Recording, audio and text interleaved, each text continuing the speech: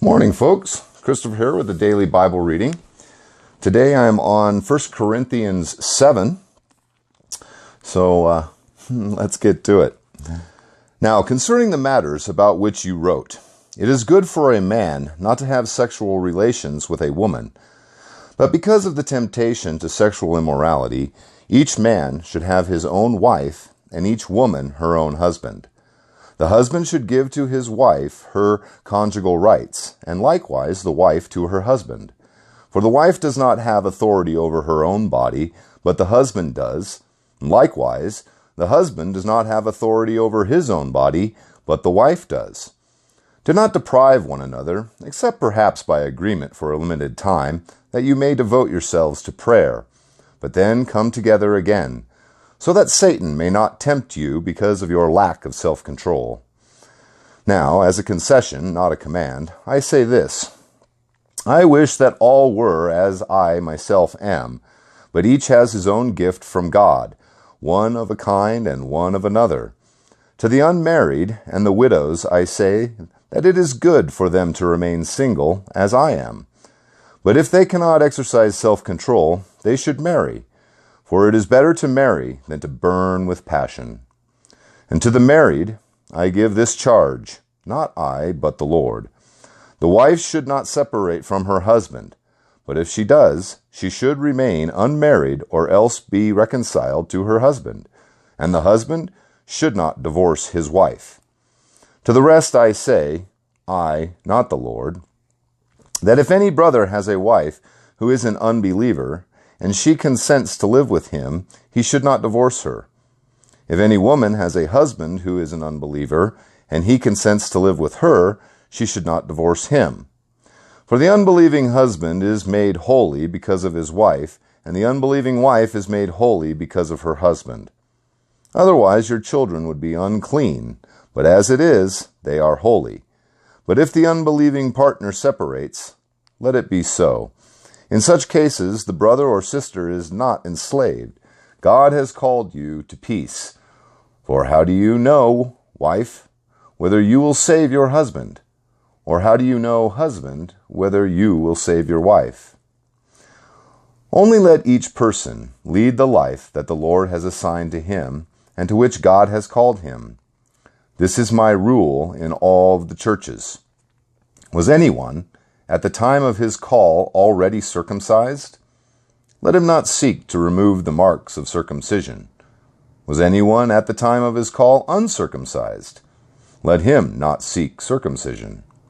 For neither circumcision counts for anything, nor uncircumcision, but keeping the commandments of God.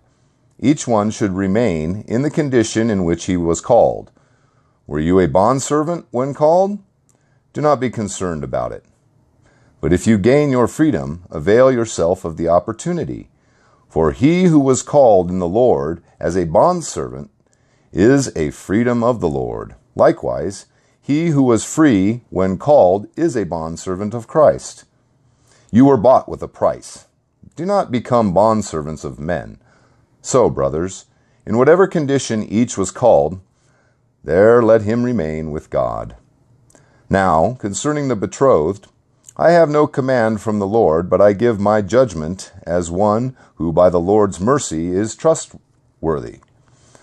I think that in view of the present distress, it is good for a person to remain as he is. Are you bound to a wife? Do not seek to be free.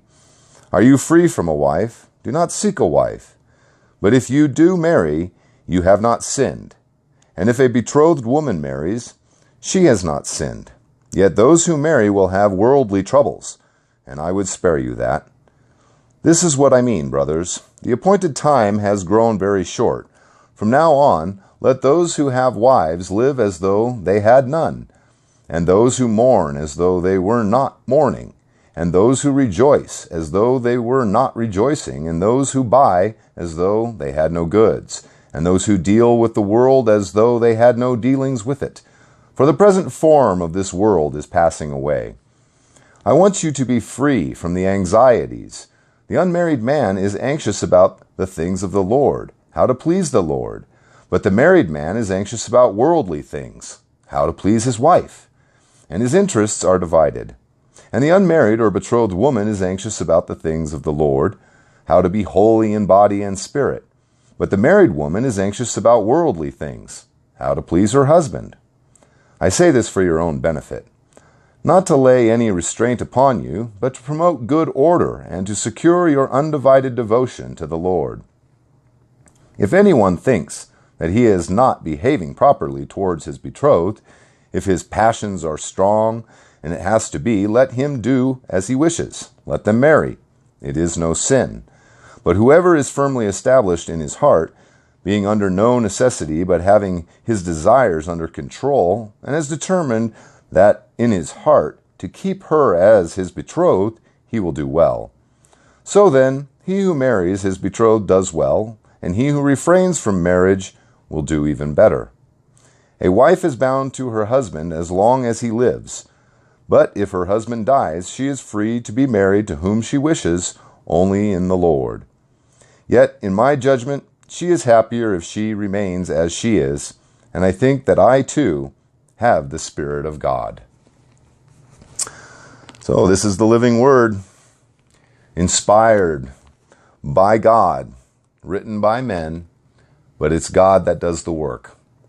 So let's remember, folks, stay focused vertically, not horizontally. Find a new life in Christ and find new happiness.